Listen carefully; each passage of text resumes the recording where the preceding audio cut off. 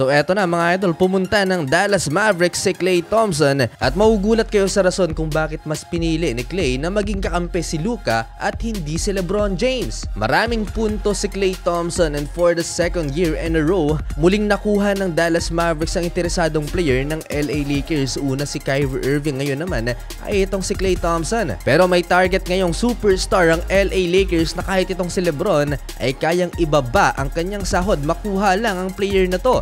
Pero bago yan mga idol, itong si Jason Tatum pumirma ng napakalaking kontrata para sa Boston Celtics, Supermax extension at ang pinakamalaking kontrata sa kasaysayan ng NBA history so far. 5-year deal worth $315 million.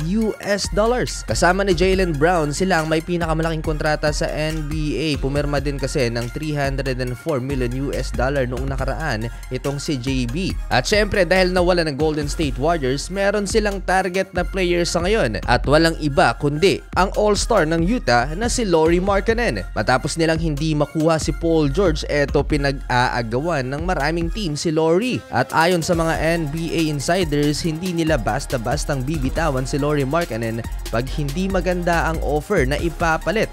At panigurado kung matutuloy man ang trade na yan, maisasama sa trade package itong si Jonathan Kuminga. Pinipili ng gusto ng Golden State Warriors ang kanilang mga players na kukunin dahil itong si D'Angelo Russell hindi tinanggap ng Dub Nation. Siya dapat yung kapalit ni Klay Thompson at ino-offer ng LA Lakers. Malaki sana at hindi matatanggihan ni Klay Thompson ang offer ng LA Lakers na $20 million per year kapalit ni D'Lo via sign and trade. Ayon yan kay Chris Haynes. Pero may malalim na rason si Klay Thompson kaya tinanggap niya ang 3-year $50 million na offer ng Dallas Mavericks. Panalo dito ang Dallas Mavericks dahil ang nawala lamang sa kanila ay 2 future second round picks at si Josh Green na mapupunta naman sa Charlotte Hornets. Pero eto ang rason kung bakit mas pinili ni Klay ang mas maliit na kontrata at napunta sa Dallas Mavericks kumpara sa LA Lakers. Unang-una ay dahil sa tax, wala pong state tax ang Texas kaya magkakaroon ng mas mataas na pay cut ang mga players. Isa ito sa mga kinoconsider ng mga NBA players na mapunta sila sa kupunang